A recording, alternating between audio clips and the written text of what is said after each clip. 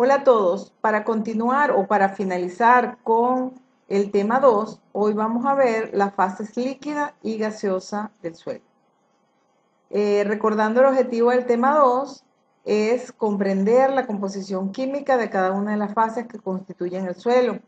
Esas son la fase sólida, tanto mineral como la fase orgánica, la fase líquida y la fase gaseosa. ¿Qué contenido vamos a cubrir en esta clase de hoy? Bueno, vamos a ver la descripción de las diferentes fases del suelo y cuál es la importancia que tienen esas fases en el desarrollo de las plantas. La fase líquida del suelo, cuál es su importancia y cuál es la importancia del agua del suelo. Las propiedades del agua, cuáles son las fases que lo afectan y las formas de agua relacionadas con su disponibilidad. Vamos a ver lo que es la solución del suelo, cuáles son los métodos para extraer la solución del suelo, ya sean métodos directos o métodos indirectos. También vamos a hablar un poco de la fase gaseosa del suelo, cuál es su importancia y cuáles son los mecanismos de renovación del aire del suelo. Cuáles son los factores que afectan la disponibilidad de oxígeno para las plantas principalmente y la medición de las condiciones de aireación. Y por último, vamos a ver cómo es el equilibrio que se establece entre las diferentes fases del suelo. Vamos a hablar ahora de las fases del suelo. Como sabemos, que lo hemos visto en clases anteriores, el suelo está ocupado por tres fases. Una fase sólida, tanto mineral como orgánica, una fase líquida y una fase gaseosa. La fase sólida ocupa aproximadamente el 50%, mientras que la fase gaseosa y líquida ocupan lo que es la fase porosa del suelo y ocupan el otro 50%. Este es el caso de un suelo ideal. La fase porosa del suelo puede estar ocupada tanto por aire como por agua, como lo dije anteriormente, en proporciones recíprocas. ¿Qué significa esto? Que al aumentar una, disminuye la contribución de la otra. La fase líquida está constituida por el agua del suelo y todas las sustancias que están disueltas en esa agua del suelo, tales como electrolitos, pequeñas cantidades de gases, algunas sustancias orgánicas solubles, entre otras. Esta solución del suelo está en equilibrio tanto con la fase sólida como con la fase gaseosa en condiciones de insaturación. Y es de allí de donde la planta obtiene tanto el agua para sus procesos fisiológicos como le sirve de vehículo o transporte para el proceso de intercambio de nutrientes, que es uno de los procesos más importantes en el suelo. El agua del suelo se renueva constantemente a través del ciclo hidrológico del agua, como lo vemos en la figura. Es de gran importancia el agua para el comportamiento físico del suelo, ya que regula todo lo que son las propiedades físicas de intercambio de agua y la nutrición de las plantas. Además, nosotros requerimos un completo conocimiento de termodinámica para caracterizarla. Si vemos en la figura, vemos que el agua está en la atmósfera por vía precipitación, llega a la superficie del suelo y constituye lo que es el agua superficial. Esa agua superficial puede escurrir si no hay una buena penetración y va a parar directamente a los océanos o puede penetrar en el suelo a través del proceso de infiltración y constituir lo que es el agua subterránea. Los componentes de la biosfera, animales, plantas, etcétera, y el mismo ser humano, toman el agua tanto de la superficie como del agua subterránea. Por procesos de evaporación o evapotranspiración, a partir de la biosfera, el agua vuelve nuevamente a la atmósfera y también a través de la evaporación de los océanos. Ahora, ¿cómo es la proporción de agua en la Tierra? Fíjense acá en esta primera figura, como el agua de la Tierra, un 97% es agua salada, que es la que está en los mares que cubren el planeta, y solo un 3% del agua es dulce. Ahora, de esta agua dulce, el 69% está formada por hielo en los casquetes polares, hay un 30% de agua subterránea y apenas un 1% es el agua superficial. Y de esta agua superficial, el 92% está en los lagos, el 0,5% es la que está formando parte de la estructura de los seres vivos, un 1% está en los ríos y un 6,5% está como agua atmosférica. Ahora, ¿cuál es la importancia del agua en el suelo? Que dijimos que era un componente bien importante. Primero, participa en los procesos pedogenéticos, que eso ya lo hemos visto, en los procesos relacionados con translocaciones, es indispensable para los procesos de alteración, etcétera, para los microorganismos, todos los procesos pedogenéticos de translocación, etcétera, están relacionados con el agua. Es un componente mayoritario de las plantas, dependiendo si son plantas suculentas o plantas leñosas, tienen entre un 50 y 90% de su peso fresco, está constituido por agua. Intervienen además en procesos importantísimos como la fotosíntesis, ayudan a mantener el equilibrio térmico y además intervienen en los procesos de respiración y de transpiración. El agua, como lo vimos anteriormente, disuelve, es el solvente universal y además permite el transporte de los nutrientes, lo que hace posible que las plantas puedan absorber los nutrientes del suelo. Controla el comportamiento físico del suelo, dada la importancia que tiene en propiedades como la consistencia, la plasticidad, la resistencia a la penetración, siempre hay que relacionarla con el contenido de humedad, y la trabajabilidad, entre otras. Además, afecta la actividad de los macro y microorganismos del suelo y el conocimiento de las propiedades del agua es lo que nos va a permitir poder explicar su comportamiento en el suelo. Ahora bien, de los estudios del agua en el suelo nos interesa conocer las propiedades físicas del agua, la forma como llega el agua al suelo, ya sea a través de lluvia, de escorrentía, por los aportes laterales, subsuperficiales o a través del riego o el ascenso capilar. Nos interesa saber la cantidad de agua que está en el suelo, tanto sus variaciones a lo largo del tiempo como sus variaciones espaciales. Nos interesa saber su composición, ya sea en elementos nutritivos, sales disueltas, compuestos orgánicos solubles, entre otros. Nos interesa saber las interacciones del agua con otras partículas de la fase sólida, tanto orgánicas como inorgánicas, ya que las fuerzas de atracción dependen de la composición del agua, de la geometría de los poros, etc. Nos interesa, que ya lo vimos un poco, el papel del suelo en el ciclo hidrológico, el estado energético del agua, que va a depender de su composición, de la posición y de la interacción con la matriz sólida, y también nos interesa conocer cómo es el movimiento del agua en el continuum suelo-planta-atmósfera.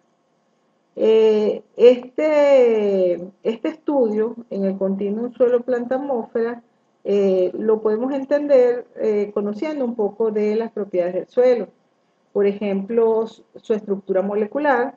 Sabemos que el agua es una molécula eléctricamente neutra, pero que posee un momento dipolar, o lo que es lo mismo, que sus centros de carga positiva o negativa están desplazados, por lo que es lo mismo que no es una molécula simétrica, sino que es un dipolo, ¿ok?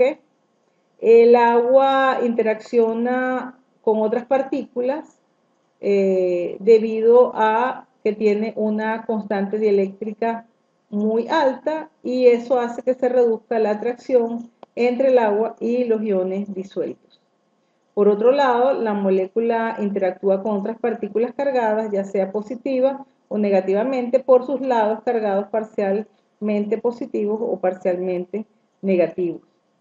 Con relación a las propiedades mecánicas, el agua tiene una densidad relativamente baja. Esa densidad es mayor en la fase líquida que en la fase sólida, lo que hace que el hielo, por ejemplo, pueda flotar en el agua, y esa densidad es máxima a los 4 grados centígrados. Con relación a las propiedades térmicas, el agua tiene un calor específico alto, igual a 1 caloría por gramo por grado centígrado. Tiene un punto de fusión alto debido a las uniones a través de puentes de hidrógeno entre moléculas de agua. Tiene un calor latente de vaporización elevado de 2,45 megajoule por kilogramo a 20 grados centígrados. tiene una viscosidad que va a depender de la temperatura. La viscosidad se refiere a las fuerzas moleculares dentro del fluido. Tiene una presión osmótica que va a estar en función del contenido de sales. En la medida que el agua está más concentrada en sales, su presión osmótica es mayor y se hace menos disponible para las plantas. Presenta una propiedad de solubilizar gases y sólidos, y también sus propiedades se ven afectadas cuando está cerca de las superficies sólidas cargadas. Continuando con las propiedades del agua, vamos a ver lo que está relacionado con los fenómenos capilares. Primero vamos a hablar de lo que es la tensión superficial, que es la fuerza que se manifiesta en la superficie de los líquidos para hacer que el área superficial sea tan pequeña como sea posible. Este fenómeno de tensión superficial influye en gran manera el comportamiento del agua en el suelo en las interfaces, y esta tensión superficial es igual a 7,27 Joule metros cuadrados a 20 grados centígrados. Otro aspecto importante a considerar en la relación del agua con las superficies del suelo es el fenómeno de ascenso capilar. Esquemáticamente, algunos poros del suelo se pudiesen asemejar a tubos capilares, lo que no deja de ser una simplificación tal vez un poco excesiva, pero que, de acuerdo con la ley de Yorin, podemos calcular la diferencia de presión a través de la interfase agua-aire dentro del tubo capilar del suelo y definir la altura máxima de ascenso capilar. Esta altura máxima viene dada por la expresión que está acá, que dice que H, que es la altura máxima de ascenso capilar, va a ser igual a 2 veces la tensión superficial por el coseno del ángulo sobre la gravedad por el radio del capilar por la densidad de agua. Eso, simplificando todas las constantes, nos daría que la altura de ascenso capilar va a ser igual a 0,15 entre el radio del capilar. De acuerdo con esa expresión, el ángulo se refiere al ángulo de contacto del menisco con las superficies sólidas. Vamos a conseguir que si estamos hablando de superficies hidrófilas, el ángulo va a ser menor de 90 grados, mientras que si estamos hablando de superficies hidrófobas, el ángulo va a ser mayor de 90 grados. De las principales formas de energía del agua, la cinética y la potencial, la primera puede considerarse despreciable en el caso del agua en el suelo, debido a la pequeña dimensión de los poros, lo que hace que su velocidad de circulación sea extremadamente lenta. Los procesos en el sistema suelo-agua-planta vienen determinados por consiguiente por la energía potencial, considerando que los efectos debido a la temperatura son despreciables. Entonces, el agua en el suelo afecta el desarrollo no solo por su contenido, sino también por su estado energético o potencial.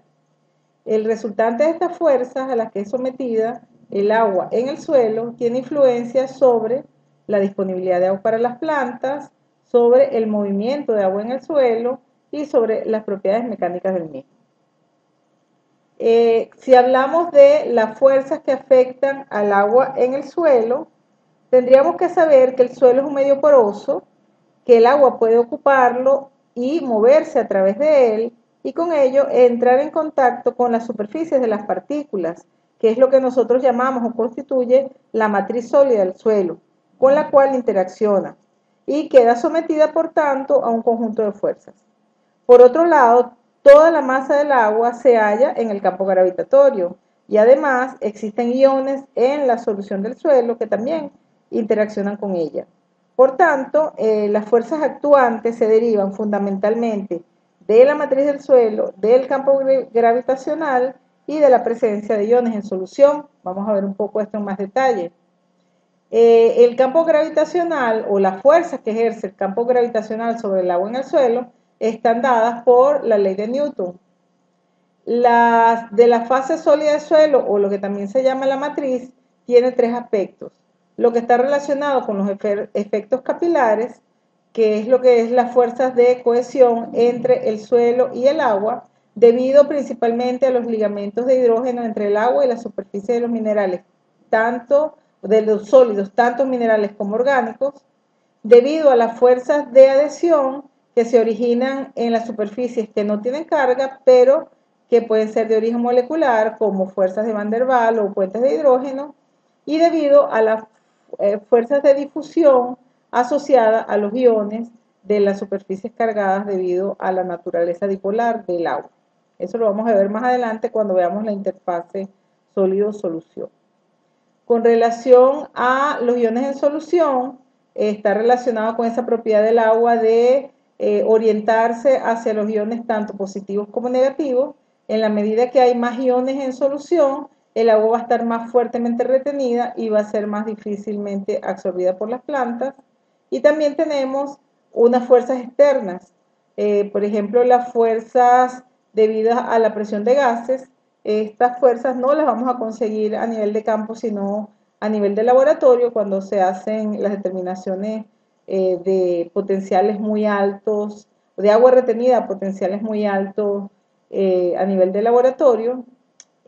También la presión hidrostática en suelos saturados, la presión de una carga de agua sobre un punto determinado dentro del suelo, y también las fuerzas debido a la geometría de los poros en suelos que tienen una matriz no rígida que se expande y que se contrae. El estado energético y el movimiento del agua en el suelo vienen determinadas por su energía potencial en cada punto, expresadas como diferencia de potencial. Por lo tanto, no se requiere conocer los valores absolutos de la energía potencial en cada uno de los puntos, sino más bien su diferencia con relación a un nivel que nosotros consideramos de referencia, que es determinado arbitrariamente para cada tipo de potencial. Todos esos conceptos ustedes los van a ver en detalle en la asignatura física de suelo. Ahora a nosotros nos interesa más bien conocer cuáles son las formas de agua en el suelo. Tenemos, por ejemplo, lo que es el agua de combinación química, que es aquella que está formando parte de compuestos químicos, como ese ejemplo que está allí del óxido de hierro, y que está tan fuertemente retenida por ese compuesto que no es disponible para las plantas y es biológicamente inactiva. Tenemos por otro lado lo que se llama el agua higroscópica, que es aquella que permanece todavía en el suelo cuando lo secamos al aire. Esta agua está en equilibrio con la humedad del ambiente y también es inactiva biológicamente. Tenemos lo que es el agua capilar, que es aquella que está contenida en los microporos y está sujeta a las fuerzas capilares. Esta agua está disponible para las plantas y es biológicamente activa. Y por último, tenemos lo que llamamos el agua gravitacional, que no es capilar, está contenida en los macroporos, que son también los poros de aireación, y que drena cuando se somete a las fuerzas de gravedad. Eso es lo que llamamos también el agua de drenaje. Este movimiento puede ser lento, pero también puede ser utilizada por las plantas. Esos contenidos de agua nosotros los podemos expresar a través de lo que llamamos las constantes de humedad. Esas constantes de humedad son capacidad de campo, que es aquel contenido de humedad con el que queda el suelo luego de que los macroporos se han drenado completamente. Esta determinación, que es la que nosotros llamamos también el contenido óptimo de humedad del suelo, a nivel experimental se puede conseguir saturando el suelo y luego dejándolo drenar por unas 48 a 72 horas dependiendo de la textura del suelo. Si el suelo es arenoso, podemos conseguir ese valor en el cual se ha excluido todo el agua de los macroporos en unas 48 horas, pero si el suelo es arcilloso hay que esperar un poco más, alrededor de 72 horas. Eso sería la determinación a nivel de campo directamente. Pero también nosotros podemos conseguir a nivel de laboratorio ese valor de contenido de humedad capacidad de campo sometiendo las muestras a una succión entre 10 y menos 33 kilopascal. El otro contenido de humedad que forma parte de lo que llamamos las constantes de humedad es lo que se llama punto de marchitez permanente, que es aquel contenido de humedad del suelo en el cual la planta se marchita irreversiblemente debido a que esa agua es tan fuertemente retenida que las plantas no lo pueden absorber. Este punto de marchitez permanente no depende mucho de la estructura del suelo, sino más bien de la textura, de la distribución de tamaño de partículas del suelo. Y generalmente la determinación de esta constante de humedad se realiza a nivel del laboratorio sometiendo al suelo a una succión de 1500 kilopascales. Tenemos también lo que es el coeficiente higroscópico, que es el contenido de humedad que retiene el suelo cuando se seca el aire, pero que esta humedad es retenida a una tensión aproximada de menos 3100 kilopascales. Y por último tendríamos lo que es el agua útil, que es el contenido de humedad entre punto de marchitez permanente y capacidad de campo. Se llama agua útil, también lo van a conseguir como agua aprovechable porque realmente es el contenido de humedad que la planta puede aprovechar. Esos conceptos los podemos ver acá en esta figura. Si se fijan en la parte superior, tenemos ahí una partícula de suelo que está rodeado de una capa pequeña de agua, que esa sería el agua higroscópica. Después tenemos lo que es el agua capilar. Allí vamos a conseguir dentro del agua capilar lo que es el punto de marchitez permanente, que es el agua que está retenida, que ya la planta no la puede absorber, y el punto de capacidad de campo. De esos dos valores, capacidad de campo y punto de marchitez permanente, sería lo que llamamos el agua útil. Y por encima del agua capilar tenemos aquella agua que no está influenciada por la capilaridad del suelo, sino que está sujeta a la gravedad. Eso también lo podemos ver abajo. Tenemos un agua que no es disponible, que sería el agua higroscópica, y el agua capilar hasta punto de marchitez permanente. Y el agua disponible sería entre punto de marchitez permanente y capacidad de campo. Ya por encima de capacidad de campo, hasta saturación, es lo que llamamos agua superflua. El contenido de humedad de capacidad de campo asumimos que todos los macroporos están llenos de aire y van a permitir la circulación del agua y la respiración por parte de las raíces, y todos los microporos están llenos de agua. Esos valores también los podemos reflejar en las curvas características de humedad o curvas de retención hídrica, que me van a permitir relacionar el potencial mátrico con el contenido de humedad. Si se fijan en la curva, esa la llamamos curva característica de humedad porque va a ser constante para cada suelo, porque va a depender de todas sus características intrínsecas, y va a variar dependiendo de la textura del suelo. Si estamos hablando de un suelo arenoso, la curva es mucho más asintótica y los valores de retención son mucho más bajos que lo que vamos a conseguir en un suelo limoso o en un suelo arcilloso. Esta curva característica de humedad o la forma que tenga esa curva característica de humedad va a depender de la textura del suelo, de la estabilidad de la estructura, de las condiciones de la interfase agua-aire, que es por allí donde está circulando el agua, el sentido en que se produzcan los cambios, porque no es lo mismo, la curva no va a tener la misma forma cuando el suelo se está secando que cuando se está humedeciendo. Estas diferencias se deben a cambios en la geometría de los poros, y allí tenemos el fenómeno de histeresis. Y también va a depender de la velocidad de los cambios. Con esto finalizamos esta primera parte del tema de fase líquida y fase gaseosa del suelo.